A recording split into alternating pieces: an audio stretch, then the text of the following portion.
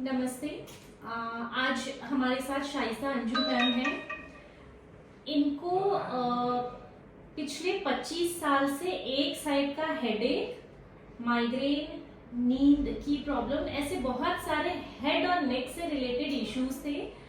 और लाइफ 360 में उनका हमने 10+5 मतलब 10 दिन का फिजियोथेरेपी सेशन किया। इस बीच में मैंने 3 से 4 बार इनका कायरोप्रैक्टिक किया है। और इतने सेशंस के बाद इनको कैसा लग रहा है, इनके क्या क्या सिम्टम्स थे, कैसे शुरू हुआ, उन्हीं से समझते हैं। मैम, आपको हेडेक माइग्रेन कब से कैसे शुरू हुआ, एक बार वो डिस्कस कर लीजिए। मैम, मुझे ये 25 साल पहले से है और मेरा हेडेक 24 घंटे रहता था। मतलब नींद लेके मुझे मतलब पूरा हेडेक जो है मेरा आता था और 24 घंटे रहता है। और मेरे गर्दन में ऐसा लगता था कि मैं हाथ रखे रहूं। और आपके पास आने से बाकी मेरा MRI बहुत सारी हुए सब टेस्ट, उसके बाद भी मुझे रिलीफ नहीं मिला। मुझे भी टैबलेट वगैरह मिलती थी, नींद लेती थी, लेकिन फिर भी इतना आराम नहीं था। आपका एक फर्स्ट जो कायरो हुआ उसके बाद से मैंने ये गर्दन में हाथ रखना छोड़ दी। और फिर जैसे जैसे सेशन शुरू हुआ तो मुझे ये रिलीफ होने लगा। जैसे मैं उठती भी थी तो हाथ लगाना हट गया। हालांकि जो मेरे गर्दन की जो प्रॉब्लम है, एक जो दबी हुई डिस्क है, उससे मेरा सर में थोड़ा सा एक हिलता जैसे एक वाइब्रेशन है बस। बाकी मुझे दर्द में भी बहुत काफी रिलीफ है। और ये शुरू कैसे हुआ था मैम? मुझे भी सडनली, मैं जब कॉलेज में थी, मुझे भी इतना 25 साल पहले याद नहीं है कि अचानक हेडेक हुआ। तो वो लगातार बनता ही जा रहा था। मैंने इसका रीजन समझ में नहीं आ रहा था कि इतने सारे डॉक्टर्स दिखा लिए कि सब ने ब्रेन का ही MRI वगैरह किया। फिर नेक का हुआ, उसके में पता चला। फिर मतलब कोई भी नहीं समझ पा रहा। सो इनको कोई ऐसे हेड इंजरी थी, गर्दन में कोई झटका लगा, ऐसी कोई हिस्ट्री नहीं है। अचानक 25 साल पहले जब ये कॉलेज में थी, इनका हेडेक शुरू हुआ और धीरे धीरे वो बढ़ता रहा। शादी हो गई, 3 बच्चे, दो बच्चे हो गए, पर हेडेक हमेशा बना रहा।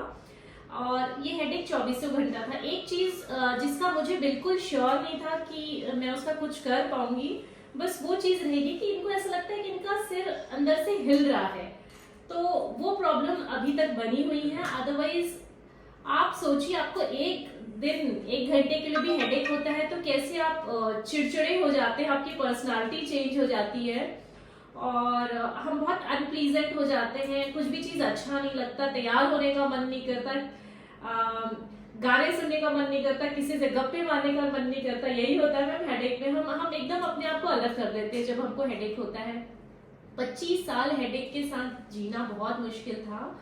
और मुझे जहां तक याद है, जब ये शुरू में आती थी, फर्स्ट सेशन कायरो हुआ, सर के साथ आए थे ज्यादा। हाँ, तो मैंने सर को बोला था इनको एकदम नहीं करके देंगे आपको।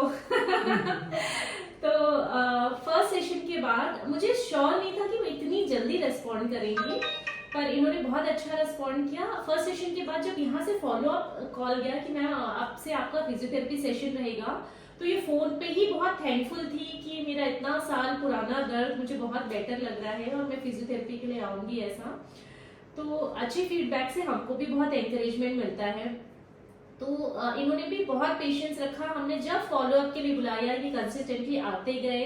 इनके घर में इतने सारे इश्यूज थे, पर घर में बताए हुए सारे एक्सरसाइज इन्होंने बहुत ऑनेस्टली किया।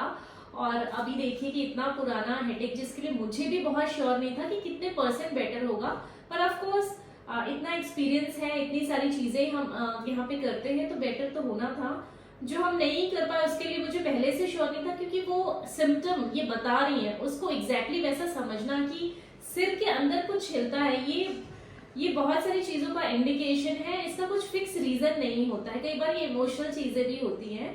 तो वो मुझे श्योर नहीं था, बस वही रह गया है। Otherwise she is headache migraine free, जो इनको लास्ट 25 ईयर्स से था, जिसमें ब्रेन का CT MRI सब हुआ था और उसमें कोई फाइंडिंग नहीं थी।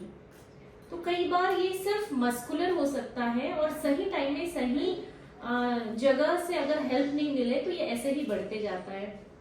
तो हेडेक माइग्रेन हमको बहुत अनप्लीजेंट पर्सनालिटी बना देता है। लोग आपके साथ 5 मिनट बैठने से भी कतराएंगे क्योंकि आप हमेशा नेगेटिव बात करेंगे, क्योंकि आप इतने सालों से हेडेक के साथ रह रहे हैं।